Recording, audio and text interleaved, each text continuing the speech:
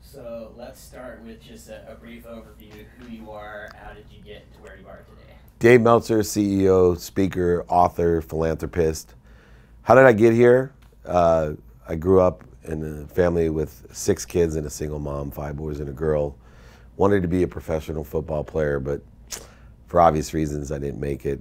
Ended up going to law school and getting into the internet, making a quick decision not to do what everyone else wanted me to do, but instead I followed my dreams as an entrepreneur, worked for West Publishing, who sold their company for $3.4 billion in 1995 when it was worth something.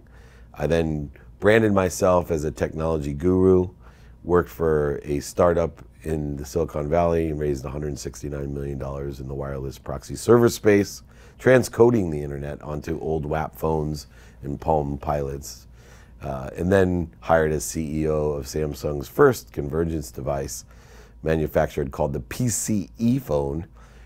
Conveniently enough, half PC, half phone. It's the world's first Windows CE device.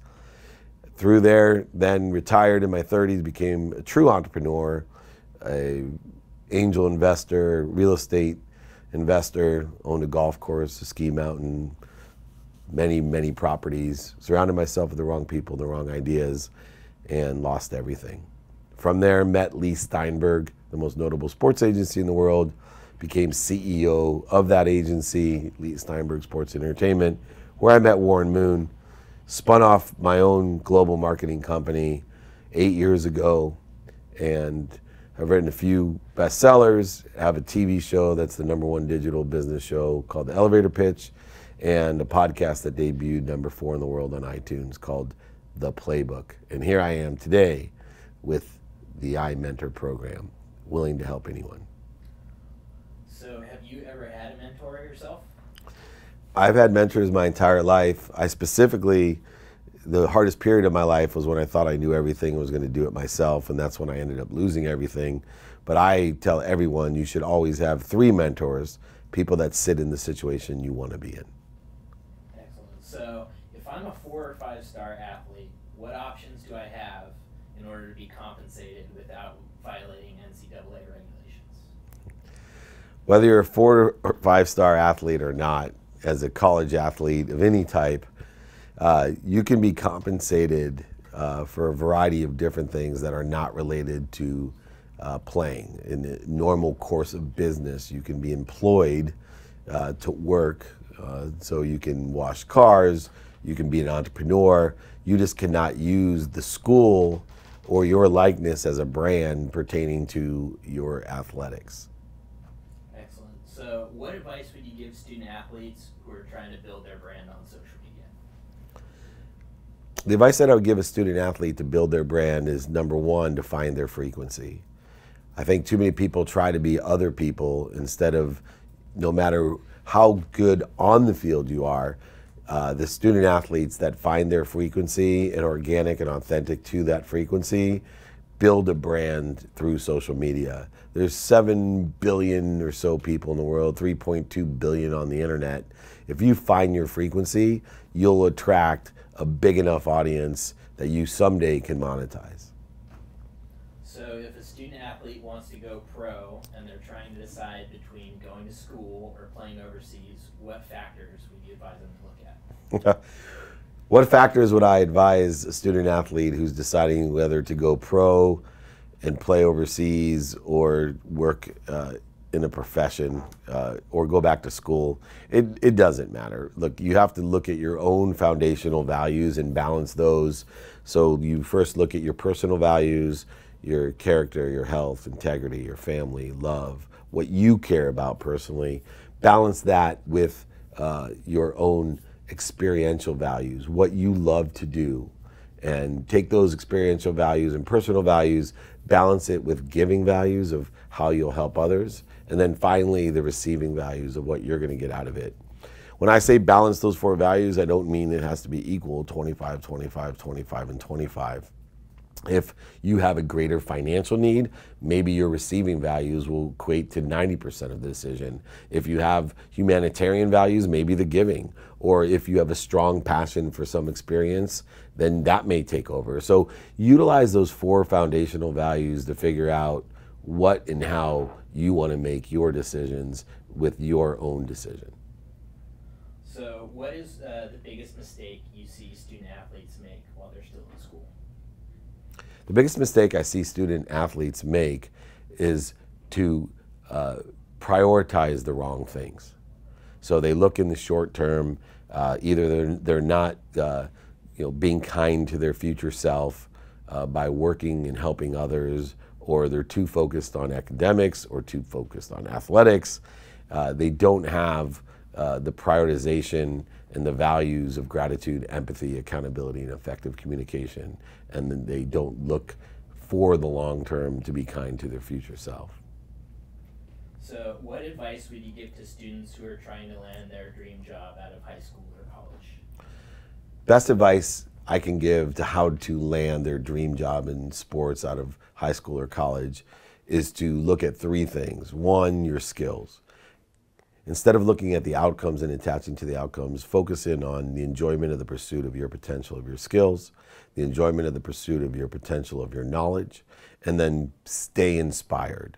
Enjoy the consistent, persistent pursuit of that potential, of your skills and knowledge, and you will rapidly and accurately manifest the job of your dreams in sports. So how could a student set themselves apart for others if they wanted to work for a sports agency? How do you distinguish yourself in a hyper-competitive space to get the attention of a sports agent or a sports agency? Once again, the best way is to be of service, to be more interested than interesting. Find out where, how, and when that sports agency and the executives and management, what they're involved with, especially as far as community give back. And then volunteer and organically and authentically insert yourself into the situation so that you can have a conversation of your value and what you can bring. If you just think sending a resume is enough, it may be, but it's much easier to set yourself apart by organically and authentically giving back to the causes that are important to that agency. So what is a misconception that many people have in regards to being an entrepreneur? The biggest misconception that people have about being an entrepreneur is they get confused between innovator and entrepreneur. We must realize that an innovator is someone that can take something, an idea, and make it real. But an entrepreneur is much more. An entrepreneur takes an innovation, whether it be theirs or someone else's, and creates a direct path to revenue, learns to monetize that idea. An entrepreneur not only has an innovation, but he understands how to, or she understands how to make money, help people, and have fun with that innovation. Excellent. So what has been a hurdle that you've had to overcome in your career, and how did you do it? The biggest hurdle that I've had to overcome in my career is myself. Once I learned to get out of my own way and to understand the needs of my ego, the need to be right, the need to be superior, inferior, separate, the need to be offended, all the different insecurities and fears that are created by the ego were the only shortage, void, and obstacle that I faced. That I myself, as Grover from Sesame Street, am the monster at the end of the book, and I am the only one in my own way. And when I learned to trust the universe and to provide value first and to give and to trust the universe that it would all come back to me rapidly and accurately, when I learned to allow things to happen and get out of my own way, everything did come to me rapidly and accurately. So what advice do you have on negotiating deals, whether it's in sports or in business? The best advice that I have in negotiating deals is simply 3 things. Never negotiate to the last penny, always be fair, and don't do business with dicks. All right, so you're the executive producer of Elevator Pitch. What qualities do you look for when it comes time to find business partners? As the executive producer of the hit digital program Elevator Pitch, the qualities that I look in hiring people are 4 key values. Number 1, gratitude. Does the person have perspective of the past, the present, and a perspective that the future will be even brighter? Do they have empathy, forgiveness? Because if they don't have forgiveness for themselves, they can't give it to others. So I look for gratitude, empathy, accountability. Do they live above the line, or do they utilize blame, shame, and justification? Do they ask themselves, what did I do to attract this into my life? And what am I supposed to learn from it? And finally, effective communication. How well can they connect as source to everything and everyone around them? Not only everyone and everything around them this way, but to that which inspires them, so that the beginning, middle, and the end of every journey that they take is one that is inspired or connected to goodness. All right, are there any final thoughts, wisdom, or insights you would like to share with the students on your life or career? I think the biggest piece of advice that I can give to students for their career is a very simple one that my own kids are sick of hearing, but it was the biggest lesson and the most advantageous thing that I learned. And that is, show me your friends and I'll show you your future.